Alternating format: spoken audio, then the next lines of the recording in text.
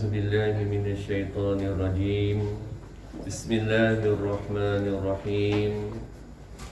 الحمد لله رب العالمين، والصلاة والسلام على أشرف الأنبياء والمرسلين وعلى آله وأصحابه أجمعين. قالوا سبحانك لا علم لنا إلا ما علمتنا إنك أنت العليم الحكيم. قال رب اشرح لي صدري ويسر لي أمري واحلل عقدة من لساني يفقه قولي يفقه قولي أما بعد. Assalamualaikum warahmatullahi wabarakatuh. Muslimin, muslimat, mudah-mudahan kita semua dirahmati Allah Subhanahu wa taala. Kita mulai pertemuan kita pada malam ini dengan bacaan Ummul Kitab Al-Fatihah. Bismillahirrahmanirrahim. Alhamdulillahirabbil alamin. Ar-Rahmanir-Rahim. إياك نعبد وإياك نستعين اهدنا الصراط المستقيم صراط الذين أنعمت عليهم غير المغضوب عليهم ولا الضالين آمين. Alhamdulillah, syukur kepada Allah Subhanahu wa taala. Kita puji Allah Subhanahu wa taala sebanyak-banyaknya dengan segala nikmat daripada Allah, dengan segala anugerah daripada Allah. Mudah-mudahan dapat kita gunakan sebaik-baiknya untuk tujuan mendekatkan diri kita kepada Allah Subhanahu wa taala. Jadilah seorang hamba Allah yang baik, jadilah seorang hamba Allah yang pandai bersyukur dengan segala pemberian-pemberian daripada Allah. Jadilah seorang hamba Allah Subhanahu wa taala yang terbaik dari sudut menerima nikmat. Jangan jadi hamba yang senantiasa kufur dengan pemberian-pemberian daripada Allah. Kelak nanti Allah Subhanahu wa taala akan menarik semula nikmat yang telah diberikan kepada kita. Muslimin muslimat yang dirahmati Allah, insya-Allah malam ini kita sambung perbincangan kitab Penawar Bagi Hati. Kalau dalam kitab yang lama ini kita berhenti di muka surat yang ke-31. Pertemuan terakhir kita pada 5 hari bulan 11. Malam ni kita tengok perenggan yang bawah sekali dan ada pun berbantah-bantah kat situ. Betul Baik. Bismillahirrahmanirrahim. Wa qala al-musannifu rahimahullah wa nafa'na bi'ulumihi fid daraini amin.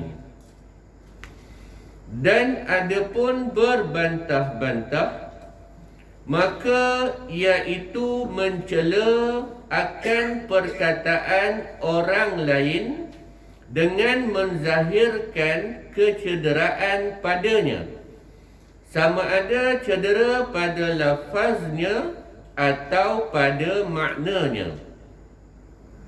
Bermula yang membangkitkan atas berbantah-bantah itu dua perkara. Ada kalanya kerana meninggikan diri dengan menzahirkan kelebihan dirinya, dan ada kalanya kerana tabiat yang jahat yang suka menghinakan orang yang lain. Maka berbantah-bantah itu menguatkan ia akan dua perkara yang sangat keji ini.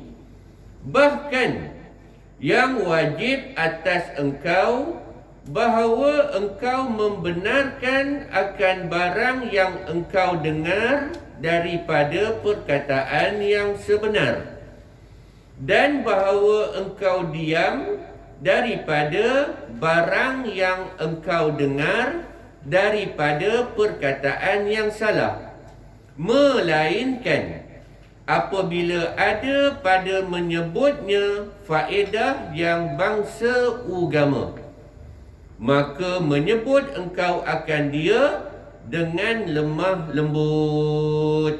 Baik, berhenti kat situ dulu. Muslimin muslimat yang dirahmati Allah Subhanahu wa taala, kita sambung perbincangan kita. Ingat balik tajuk kita.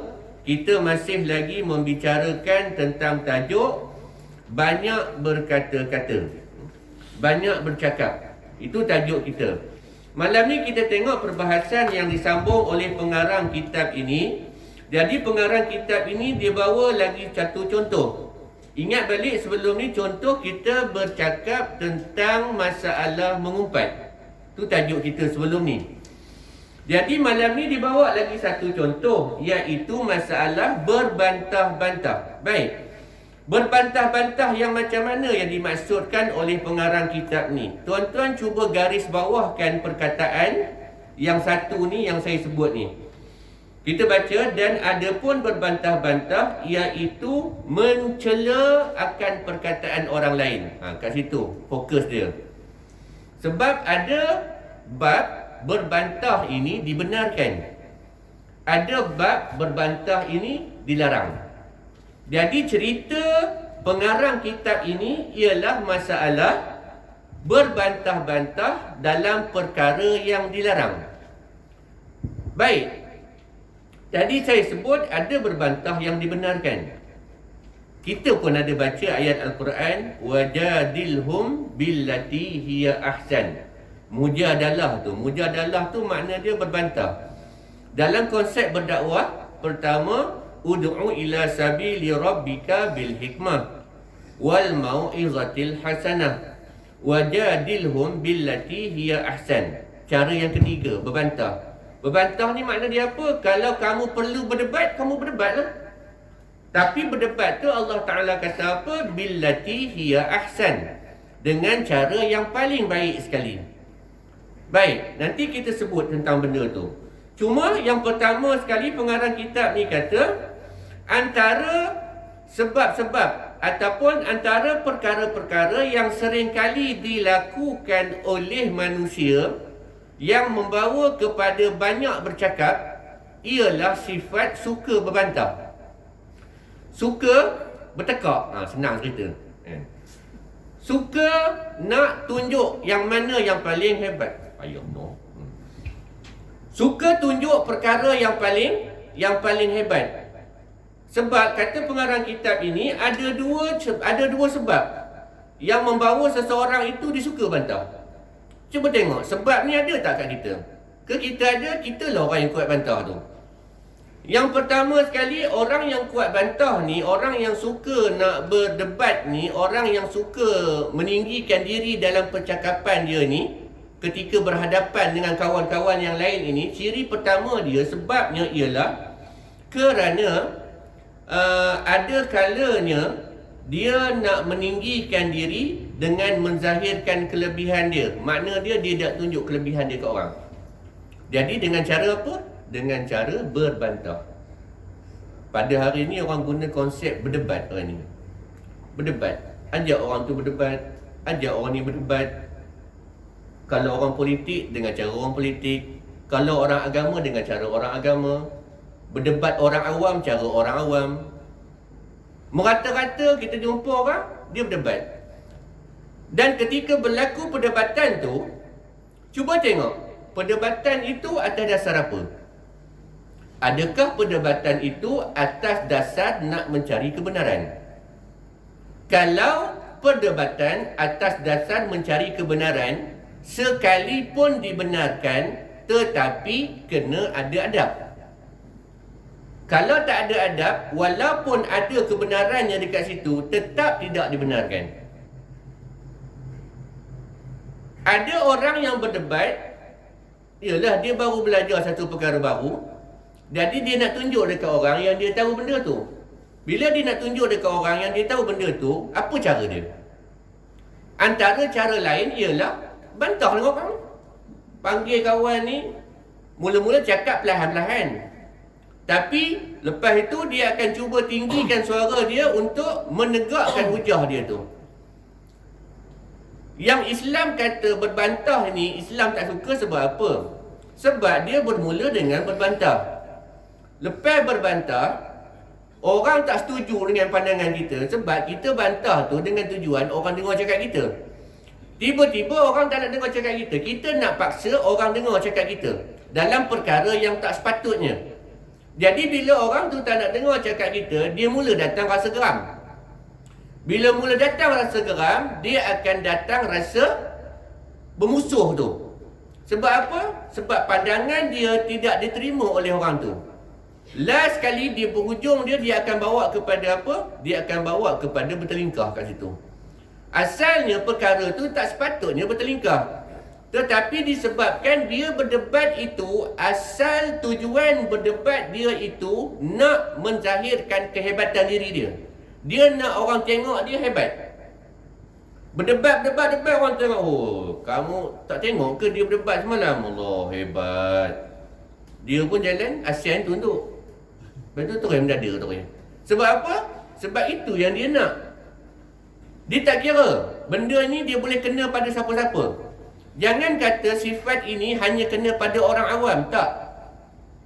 Sifat ini dia boleh kena pada orang awam. Kalau orang awam, dia berdebat sama-sama dia, berbantah sama-sama dia, ikut standard tajuk dia lah. Ikut apa yang dia faham. Tu pun kadang-kadang yang berdebat tu, dia tak faham pun benda-nya. Saja seronok. Saja seronok bila dia bercakap, orang tu bantah. Tu dia nak tu. Kemudian perdebatan ini ada juga kena pada orang agama. Dan itu paling parah sekali. Bila kena pada orang agama. Ajak berdebat. Di antara orang yang belajar dengan orang yang belajar, lepas tu yang dengar tu orang tak belajar. Apa bedanya? Kalau di kalangan ulama' dahulu, contoh dia Imam Al-Bukhari, contoh. Kita baca kisah Imam Bukhari.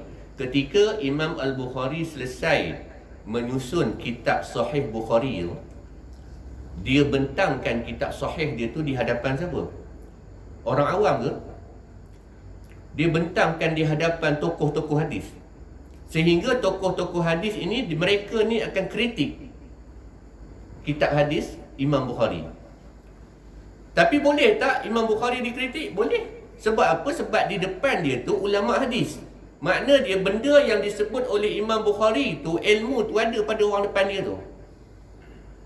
Masalah hari ni berdebat antara orang berilmu yang mendengar tu orang yang tak ada asas. Last kali orang tak ada asas ni, dia tak tahu betul tak betul, dia buat macam mana?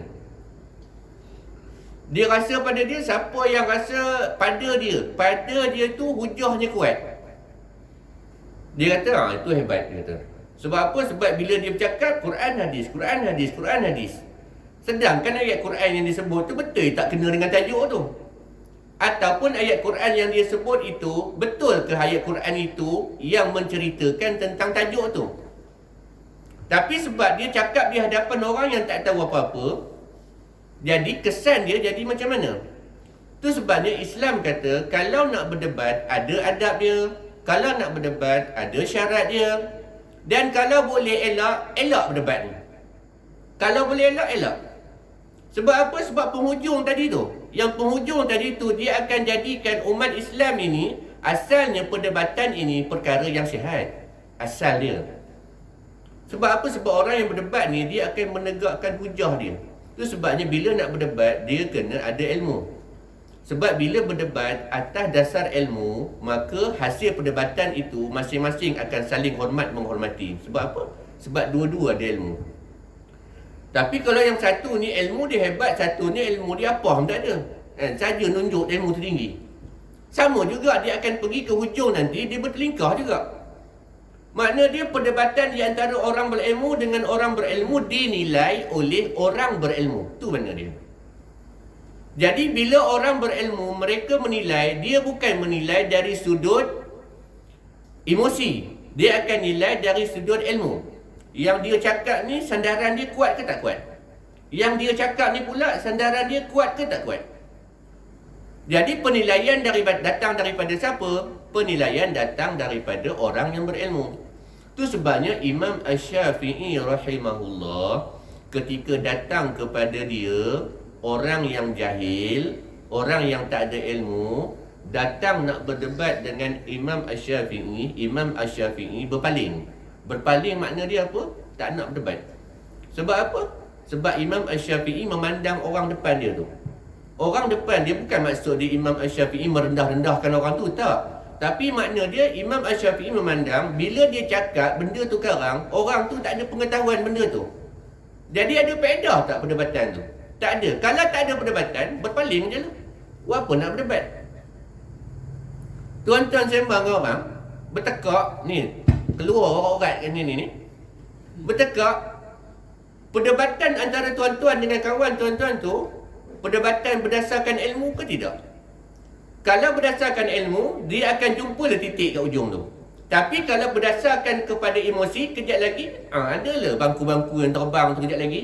Ataupun paling tidak, balik rumah, dia akan bawa dendam. Dendam tu dia akan bawa. Tak guna hari ni, kalah pula cakap dengan dia. Ni. Tak apa. Esok ada lagi. Sebabnya apa? Sebab benda kecil je. Tu sebabnya, kata pengarang kitab ni, kalau kamu tengok orang berdebat, kalau kamu tengok ada kebenaran pada perdebatan itu, kamu tahu benda tu betul, maka kamu benarkanlah. Fasaddaqahu, kamu benarkan. Betul, yang kamu cakap tu betul. Tapi kalau kamu tahu benda tu tak betul, kamu jangan iakan juga. Makna dia kalau kamu tak tahu, paling tidak kamu diam je. Tak payah nak sokong dia. Dan kalau kamu perlu bercakap untuk betulkan kesalahan dia, baru kamu cakap. Sebab apa? Sebab ketika mana kita tengok orang berdebat ni, orang yang suka bantah-bantah, dalam kawasan kampung tuan-tuan ni, ada tak orang yang perangai macam tu? Orang yang suka bantah-bantah ni, dia ada sifat. Pertama, kadang-kadang berbantah itu emosi. Yang kedua, berbantah itu atas dasar ilmu. Jadi ketika mana timbul orang berdebat, tengok orang tu. Dia berdebat tu pasal apa? Tuan-tuan kenal kawan tuan-tuan? Dia berdebat tu sebab dia nak tunjuk dia tu hero ke? Dia nak tunjuk dia tu banyak ilmu ke? Dia nak tunjuk dalam kawasan kampung itu, dia lah orang paling tahu benda tu. Kalau tuan-tuan berdepan dengan orang macam ni, kata pengarang kitab ni, dah diam je. Tak payah nak layan. Sebab apa? Sebab kalau layan nanti, dia akan menarik tuan-tuan kepada situasi itu. Asalnya tuan-tuan nak diam. Tapi lama-lama dia tak tahan, Ustaz. Tak tahan saya. Asyik dia je betul. Padahal yang dicakap tu salah, Ustaz. Kalau nak bercakap juga, tengok. Kalau tuan-tuan cakap itu ada faedahnya, cakap. Makna dia kalau tuan-tuan tegur dia, dia nak dengar cakap tuan-tuan, ataupun dia terdiam kejap. Dia terdiam tu sebab apa? Dia terkesima dengan apa yang tuan-tuan cakap tu. Sebab tadi dia cakap waktu dia cakap tu, otak dia dekat lutut. Dia tak fikir apa-apa. Dia cakap je. Tapi bila tuan-tuan cakap, tuan-tuan tegur dia, baru otak tu sampai balik ke kepala. Dia jadi macam tu. Kalau tuan-tuan tengok ada faedah macam tu, cakap. Tapi kalau rasa tak perlu, tak payah. Ini ada setengah, kalau dalam bidang agama, setengah-setengah ulama'-ulama' di Malaysia, di kita ni, ketika mana berlaku perdebatan antara orang-orang tertentu, mereka mengambil pendekatan diam je. Diam tu bukan sebab diam tak nak balas perdebatan tu. Diam, dia menggunakan kaedah jawab dalam kuliah, terangkan pada orang. Sebab apa? Sebab mereka tengok manusia jenis macam ni, yang pattern macam ni, kamu cakap macam mana pun, dia akan rasa dia betul. Dia akan rasa dia betul. Kalau tak cukup dalam majlis perdebatan itu, habis majlis tu dia akan buat lagi benda tu. Jadi, ada faedah tak? Tak ada faedah. Makna dia habis macam tu aja. Kalau orang setengah je, tak semua, setengah-setengah di tempat Arab tu, di tanah-tanah Arab tu, bila dia berdebat tu, kan, dia macam nak tumbuk tu. Dia nak tumbuk tu. Tapi tak tumbuk. Kan? Sebab apa? Sebab masing-masing nak menegakkan hujah tu. Tu sebab yang Imam Syafi'i kata, aku bila berdebat dengan orang yang jahil, aku lebih suka diam ataupun aku berpaling. Aku takkan berdebat dengan dia. Sebab bila aku berdebat dengan dia, mesti aku kalah. Aku berdebat dengan orang jahil, aku mesti kalah. Sebab apa? Dia menang bukan sebab ilmu dia tu. Dia menang sebab emosi dia tu. Last sekali dia akan jengkel orang yang ada ilmu tu. Makna dia orang yang berilmu tu, last sekali dia akan dapat satu perkataan. Apa dia? Kamu yang bodoh. Siapa yang kata? Orang jahil tu kata pada orang berilmu tu. Sebab apa? Sebab orang berilmu ni dia bercakap ada dasar ilmu. Bila bercakap ada dasar ilmu, bila sampai satu tahap, sampai satu poin dia tak tahu, dia diam lah. Sebab apa dia diam? Sebab dia tak tahu. Tapi orang jahil ni, dia tak jumpa titik. Dia akan cakap. Bila dia berhenti? Bila dia penat. Jadi itu sebabnya Islam kata, kalau dalam masalah berdebat ini, dia akan membawa kepada kita ini tak kontrol perkataan kita ni, menyebabkan banyak perkataan keluar daripada lidah kita. Ada benda yang kita sedar, yang keluar dari lidah ni, ada benda yang kita tak sedar. Kan kadang-kadang bila habis berdebat tu, ada kawan datang kat kita, tepuk belakang kita. Apa kamu cakap kat dia dari tu? Kasar benar kamu cakap kat dia ni. Ya ke? Awak tak sedar? Sebab apa? Itu sebab tadi tu. Makna dia perdebatan yang tidak ada adab, yang tidak ada menjaga syarat. Sedangkan yang dibenarkan adalah dengan cara yang paling baik. Apa cara yang paling baik yang tuan-tuan boleh berdebat? Debat. Itu sebabnya kalau boleh tinggalkan perdebatan, tinggalkan. Tak payah nak masuk dalam tu. Kelak nanti dia akan membawa lidah kita ini untuk bercakap benda-benda yang tak patut, dan benda-benda yang tak patut itu tergolong dalam kategori banyak bercakap tadi tu. Ke ada di kalangan kita yang jenis orang macam tu? Suka berdebat. Bab apa suka berdebat tu? Ni kita kira muhasabah dirilah. Makna debat apa yang kita suka berdebat tu? Ada faedah tak kita berdebat tu? Tanya balik. Ada faedah tak? Kalau rasa-rasa tak ada faedah, dah lah, stop lah. Kadang-kadang kita ni berdebat, kita ni bukan orang tengok kita ni nampak banyak ilmu, tapi orang tengok kita ni mungkin menyampah.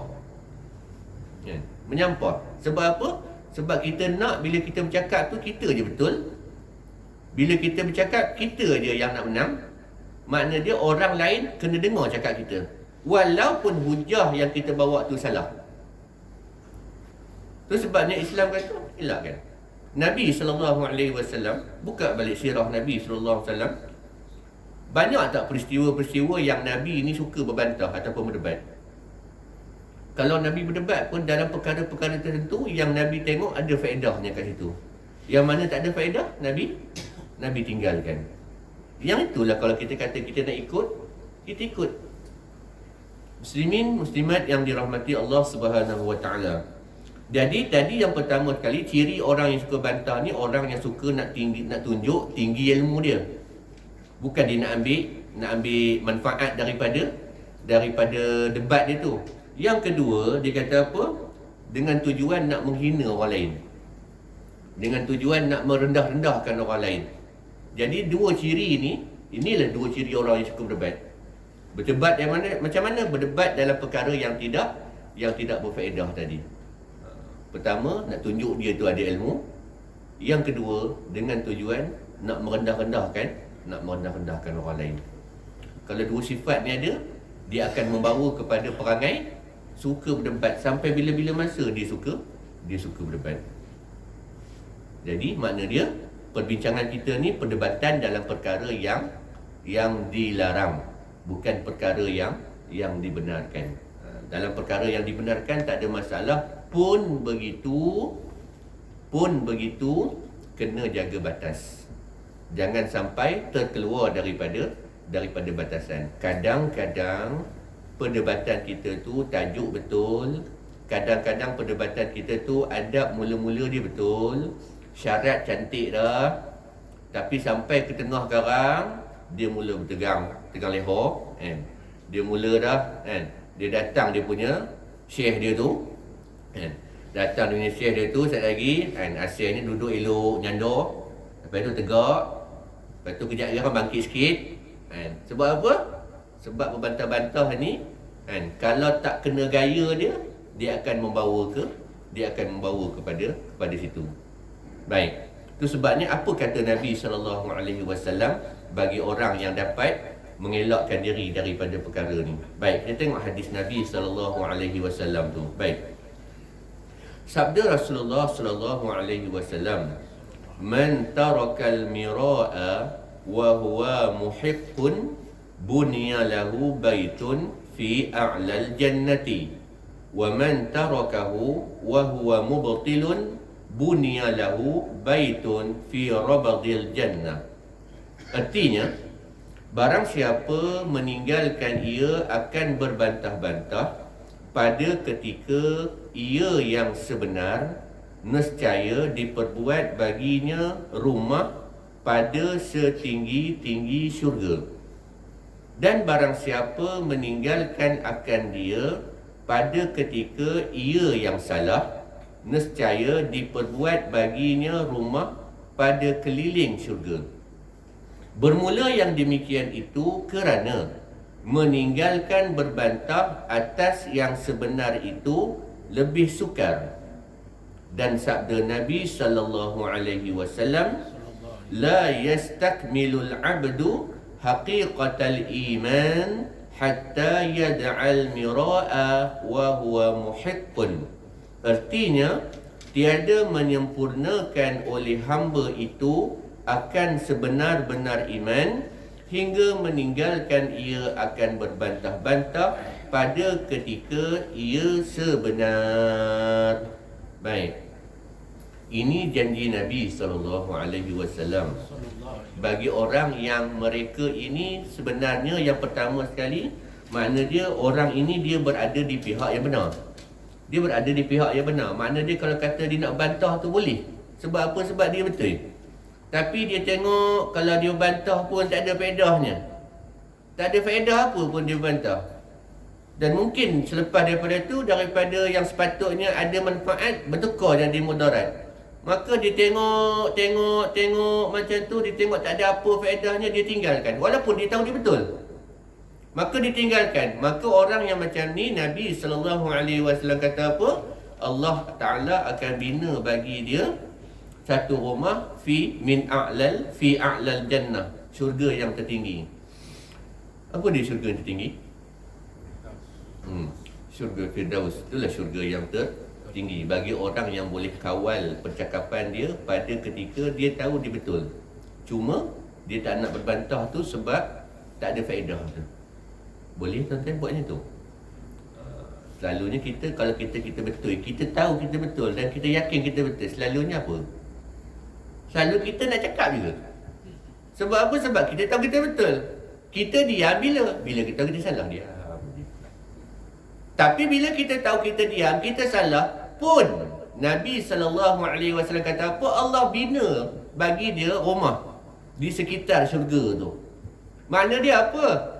Bila kita jaga iman, bila kita jaga akidah, tak terbatal akidah kita tu, kemudian kita jaga perkataan kita itu, dia berpeluang masuk syurga Allah Subhanahu Wa Taala. Sebab apa? Sebab rumah dia Allah Taala dah bina dah. Macam orang bina masjid lah kan. Nabi SAW kata apa? Siapa-siapa yang bina satu masjid, kan, maknanya satu rumah daripada rumah-rumah Allah, masjid lah tu, maka Allah bina bagi dia rumah dalam syurga. Maksud dia apa nak faham kat situ? Mafhum mukhalafah dia, orang yang bina masjid di atas dunia dengan tujuan kerana Allah, maka dia berpeluang masuk syurga. Macam mana boleh tahu dia ada peluang? Sebab rumah dia ada dalam syurga tu. Allah binakan dia rumah dalam syurga.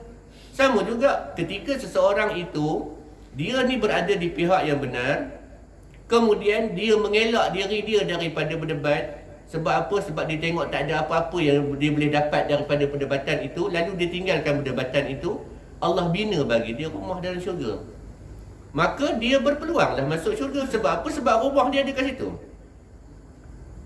Tuan-tuan ada satu kawasan tuan-tuan beli tanah kat situ, tuan-tuan buat rumah kat situ. Walaupun sekarang ni tuan-tuan tak duduk itu lagi, tuan-tuan duduk kat sini.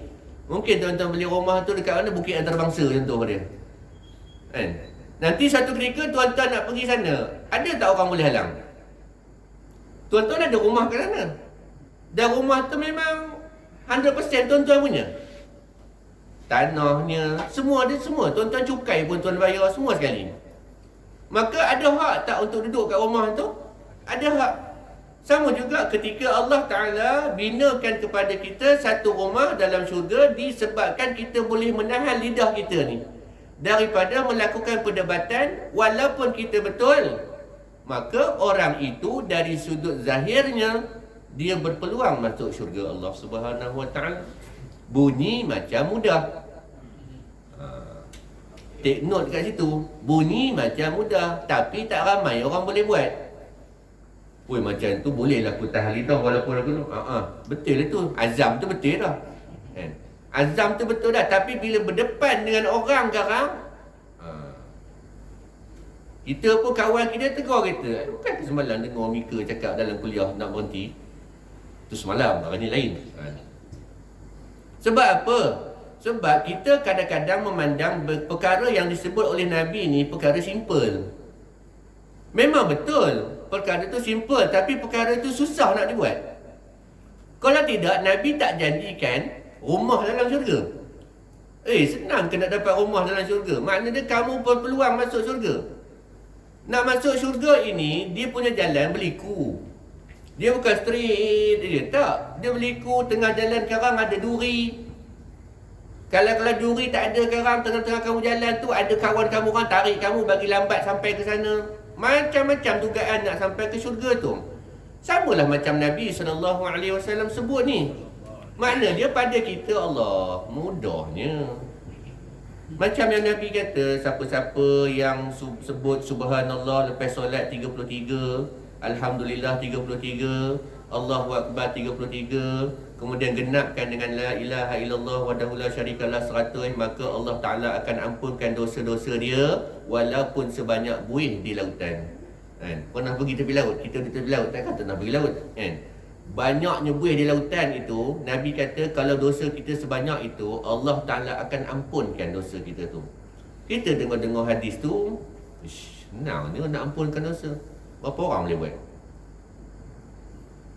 Berapa orang yang lepas semayang dia boleh zikir? Berapa orang lepas semayang dia belah macam tu je? Bila belah macam tu, macam-macam alasan dia, kan?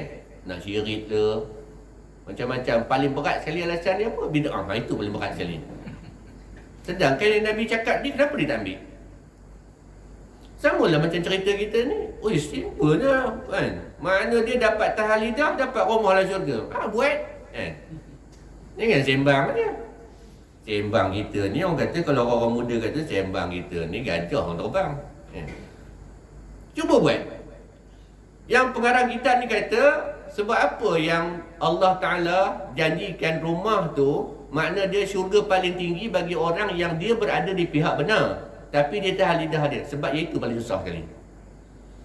Sebab kebanyakan di antara manusia tu, bila dia rasa dia betul, dia akan tegakkan hujah dia tu. Yang kedua tu, kita salah. Kita salah, kita diam. Ada juga dia salah, dia nak tegakkan. Tu kata orang Melayu kata apa? Menegakkan benang yang basah tu. Makna dia salah, tapi dia nak kata dia betul juga. Yang ni terkeluar tu, kan? Rumah pun tak ada, apa pun tak ada. Yang tadi makna dia salah. Dia fikir-fikir balik, yang aku cakap tu salah. Jadi dia diam. Dia nak ngaku, dia dah apa dia tak diam aja. Kalau dia dapat diam macam tu pun ada balasan dia. Kalau dapat diam tu. Jadi makna dia terpulang pada tuan-tuan, terpulang pada saya, pada tuan-tuan. Kalau kita rasa kita nakkan rumah dalam syurga tu seperti mana yang dijanjikan oleh Nabi SAW, buatlah apa yang Nabi suruh. Hadis ni bukan sekadar baca. Kalau hadis tu sekadar baca, dah banyak dah hadis-hadis Nabi kita baca. Tapi dalam setiap hadis-hadis Nabi yang kita baca tu, berapa banyak yang kita buat? Tambah pula hadis malam ni, tambah lagi. Kalau sebelum ni 50 hadis kita belajar, malam ni 51. Daripada 51 hadis tu, berapa banyak hadis yang kita buat? Kalau kata kita dengar hadis Nabi, tapi kita tak buat, tak ada manfaat apa-apa. Sekadar dapat pahala dengar hadis Nabi disebutkan, itu saja. Tapi manfaat yang lebih daripada hadis tu tak ada apa-apa. Orang cerita kat kita, kan? Aku dengar ada hadis Nabi kata, siapa-siapa yang boleh tahan lidah dia tu daripada dia berdebat walaupun dia betul, Allah binakan pada dia rumah dalam syurga. Itulah aku boleh dengar hadis tu, kan? Dah buat ke belum? Tak ada, aku dengar je, buat belum lagi. Ada faedah tak? Tak ada apalah. Makna dia kita tak dapat manfaat di sebalik tu. Makna dia kita nak booking rumah tu tak ada, kan? Sedangkan benda itu perjanjian antara Allah dengan hamba-Nya. Kalau perjanjian dengan manusia tu, tuan-tuan minta rumah, kadang-kadang tengah-tengah jalan kena sailang juga. Sailang kan? Istilah orang ni. Minta rumah, dia nak sampai dah, dekat sikit lagi, berapa step lagi dah dapat, lebur pergi ke orang lain. Tapi yang ini Allah yang janji. Allah tak pernah mungkin janji dia. Bukan satu, bukan dua, bukan tiga, banyak yang tuan-tuan boleh dapat. Tapi berapa orang yang nak ambil apa yang Allah Ta'ala janjikan. Yang kita sibuk, yang manusia janji. Lepas tu tak dapat, merampui kan? Tak dapat, marah. Sedangkan yang berjanji tu sepattern dengan kita juga. Dia manusia, kita pun manusia. Dia pun nak bohong, kita pun dulu kuat juga bohongnya kan? Sama je tembung dia tu. Jadi muslimin muslimat yang dirahmati Allah Subhanahu Wa Ta'ala, sehingga kan Nabi sebut dalam hadis yang kedua tu, Nabi kata seseorang itu dia tidak akan dapat mencapai tahap kesempurnaan iman selagi mana dia tidak meninggalkan perbuatan tu tadi. Maknanya dia pun berbantah-bantah tu tadi. Dia tak akan dapat kesempurnaan iman tu, dia tak akan dapat. Ingat balik dalam kurungan berbantah-bantah, dalam erti kata berbantah yang dilarang. Itu yang maksud hadis Nabi tu tadi. Ya? Baik. Jadi tak sempurna iman. Iman tu ada tak? Iman tu ada. Ketika seseorang itu dia berbantah-bantah, bukan kata iman tu tertanggal dari badan dia. Jangan kata dia terkeluar daripada Islam, tak ada. Dia masih lagi beragama Islam selagi mana syahadah dia tidak terbatal. Jangan sekali-kali mengkufurkan dia. Jangan sekali-kali mengeluarkan mudah-mudah lisan kita mengeluarkan dia daripada agama Islam selagi mana dia bersyahadah. Tak ada bukti dia tu terkeluar daripada agama Islam, jangan kata dia kufur, jangan kata dia kafir. Awasi lidah kita, jangan bermudah-mudah kat situ. Sama juga mengatakan orang itu sebagai ahli bid'ah, contoh dia. Hati-hati dekat situ. Sebab itu tuduhan yang berat dalam agama. Kenapa tuduhan tu berat? Sebab Nabi kata kalau tuduhan tu tak ada pada orang tu, tuduhan tu balik pada kamu balik. Jadi hati-hati dekat situ. Itu sebabnya orang Islam yang sempurna iman dia ialah orang Islam yang menjaga lidah dia. Kan kita baca hadis Nabi yang diriwayatkan oleh Imam Muslim tu, Al-Muslimu man salimal muslimun min lisanihi wa yadihi. Seorang Muslim, takrif orang Islam tu siapa? Nabi kata Al-Muslim, seorang Islam itu, kalau kamu nak kenal orang Islam tu yang sempurna tak sempurna iman tu, man salimal muslimuna min lisanihi wa yadihi. Makna dia orang Islam yang lain selamat daripada lidah dia dan tangan dia. Makna dia lidah kita ini tak menyebabkan orang Islam yang lain sakit hati dengan kita. Itu orang Islam yang sebenar. Cuba kita tengok balik diri kita. Adakah dengan lidah kita ini menimbulkan kedamaian pada orang Islam yang lain, ataupun dengan lidah kita ini kita menimbulkan kerosakan dalam kampung kita, kerosakan dalam masyarakat kita. Tak kira lah dalam apa tajuk berdebat ke, tajuk mengumpat ke. Kalau kita fokus tajuk kita malam ni, tajuk suka berdebat lah. Kalaulah di antara kita sebelum ini memang kategori suka berdebat, kalau boleh tinggalkan. Kecuali tuan-tuan nak jadi Dr. Zakir Naik ke, berdebat dalam bab tu, terpulanglah pada tuan-tuan. Pun begitu, kalau bukan bidang tuan-tuan, jangan nak menyebut. Kalau bukan bidang, jangan nak menyebut. Baru baca Google aja, boleh dah berdebat ni. Pergi carilah Mutusami ke, siapa ke, Apeng ke apa ke, pergi berdebat dengan dia pun. Dah tak payah. Kalau bukan ahli, jangan. Sebab apa? Sebab dia akan mendatangkan permusuhan. Seterusnya, orang yang sepatutnya dapat didekatkan kepada agama, dia semakin jauh dengan agama. Muslimin muslimat yang dirahmati Allah Subhanahu Wa Ta'ala. Baik, untuk masalah berbantah-bantah itu boleh clear kot ya? Boleh ya? Okey. Kalau boleh clear, kita tengok lagi satu bawah tu. Tak apa, nanti kalau ada yang kurang jelas boleh tanya, yang mana saya boleh jawab, saya cuba jawab di kemudian nanti ya. Baik. Okey, kita ambil lagi satu bawah tu. Dan ada pun dan ada pun melawak dan ada pun melawak dan seloroh. Dia guna seloroh.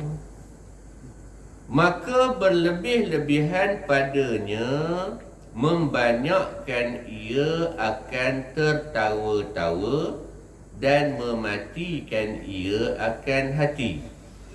dan mensebabkan ia akan dendam. Kitab baru ditulis apa? Dal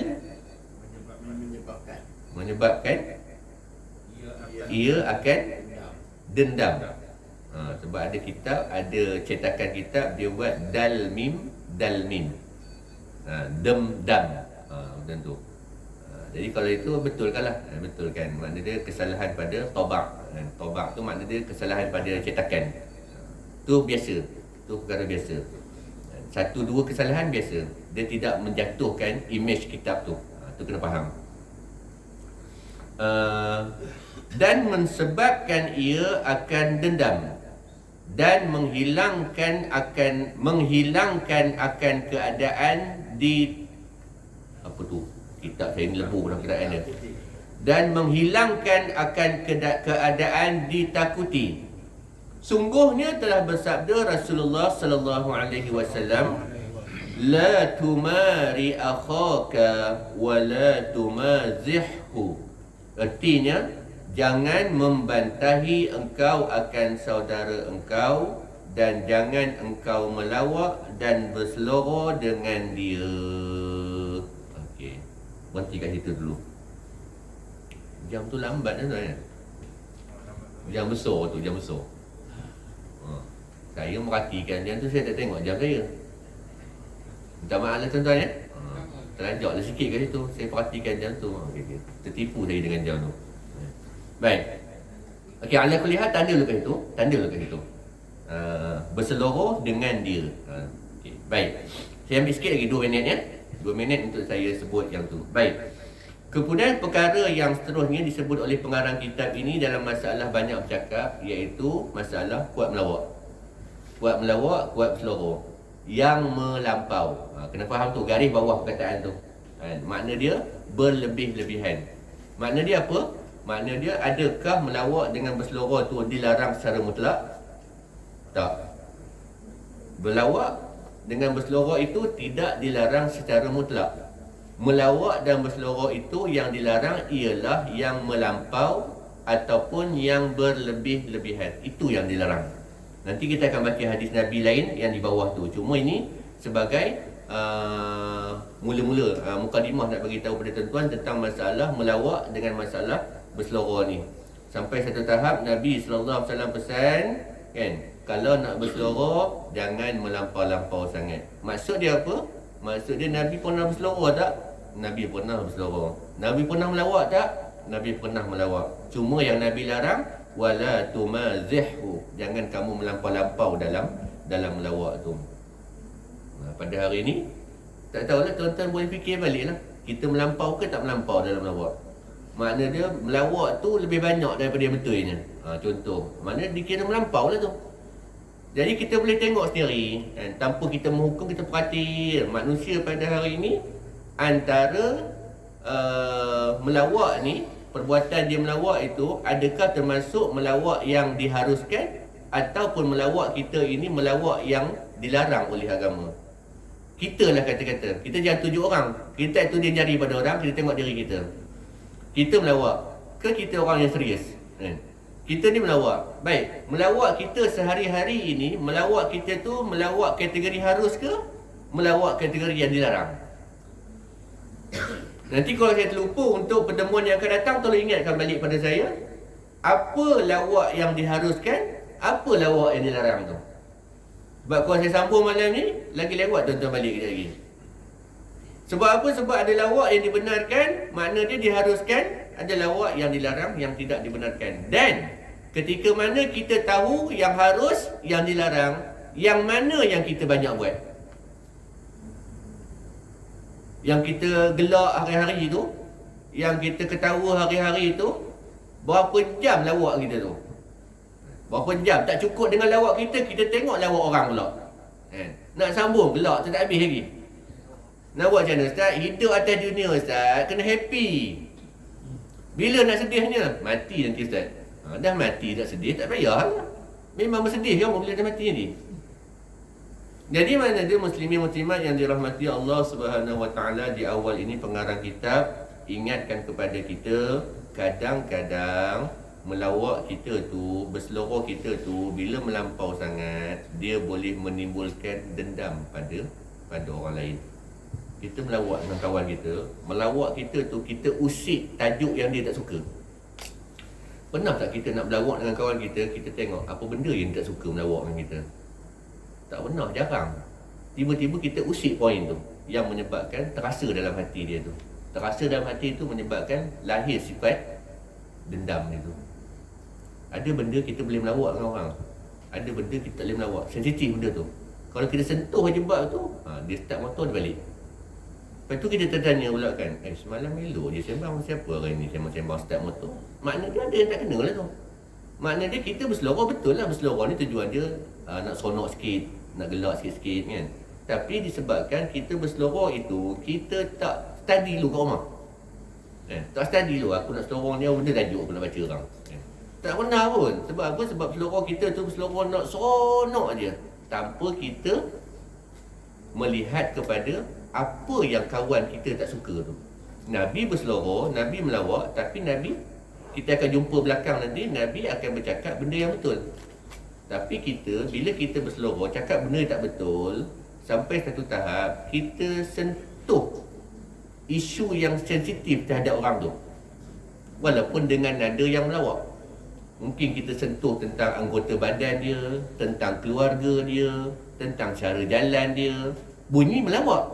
Tapi rupa-rupanya tajuk tu dia tak suka diperbesarkan. Akhir sekali, mula-mula kita cantik berseloroh dengan dia, last sekali datang sifat dendam tu. Aku tak nak sembang dah dengan dia. Sampai bila-bila aku tak sembang. Ada ke dia cakap aku ni, macam-macam dah. Sebab apa? Punca dia seloroh. Yang kita pula kata, alah saya seloroh je Ustaz. Kita rasa kita berseloroh, tapi pada dia benda tu seloroh ke? Jadi hati-hati kat situ. Nanti kita sambung dalam bab tu insya-Allah. Nanti kalau saya terlupa dalam tajuk tu yang harus dengan dilarang tu, tolong ingatkan saya balik. Baik, tuan-tuan tanda dulu kat situ. Kalau kitab surau punya tu, minta izin dekat surau, boleh tanda ke tak boleh tanda? Saya kitab Neri tak apa. Tuntung kitab Neri ni boleh contin. Kitab surau minta izin surau dulu ya. Jangan kata-kata nak contin. Kalau nak lipat sikit boleh. Sebab tu surau punya. Wallahu a'lam. أعوذ بالله من الشيطان الرجيم بسم الله الرحمن الرحيم الحمد لله رب العالمين والصلاة والسلام على أشرف الأنبياء والمرسلين وعلى آله وصحبه أجمعين اللهم اجعل جمعنا هذا جمعا مرحوما وتفارقنا من بعده تفارقا معصوما ولا تجعل فينا ولا معنا شقيا ولا مطرودا ولا محروما اللهم أرنا الحق حقا وارزقنا اتباعه وأرنا الباطل باطلا وارزقنا اجتنابه ربنا آتنا في الدنيا حسنة وفي الآخرة حسنة وقنا عذاب النار وصلى الله على سيدنا محمد وعلى آله وصحبه أجمعين والحمد لله رب العالمين أقول قولي هذا واستغفر الله العظيم لي ولكم السلام عليكم ورحمة الله wabarakatuh. Maaf tuan-tuan ya, lewat sikit habis.